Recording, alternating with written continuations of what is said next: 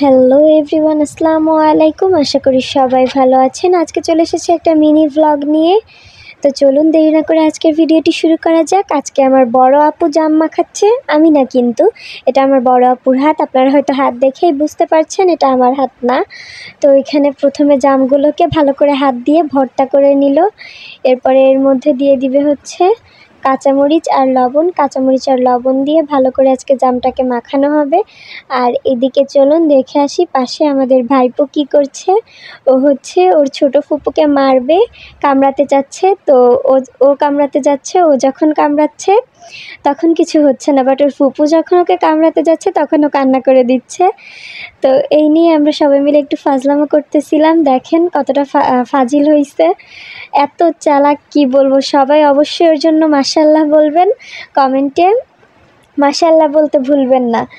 তো দেখেন কতটা কিউট পিচিটাই, দেখেন কীভাবে ওর ফুপুকেও কামড়াচ্ছে। মাশাআল্লাহ, দাঁতগুলোতে যা ধার না, কামড়ালে প্রচুর ব্যথাও লাগে। তোর ফুপু ওকে বকা দিচ্ছিল আর বলতেছিল, এই তুমি আমাকে কামড়াচ্ছ কেন, আমিও তোমাকে কামড়াবো। তো এটা শুনলে আবারও কান্না করে দিচ্ছিল। ওই যে দেখেন হাত সরিয়ে নিচ্ছে ওর ফুপুকে কামড়াবে বলার সাথে সাথে। আর এরই মধ্যে এই যে দেখেন মরিচগুলোকেও ভালো করে হাত দিয়ে ভর্তা করে নিচ্ছে। এবার এটাকে জামের সাথে মাখিয়ে নিবে।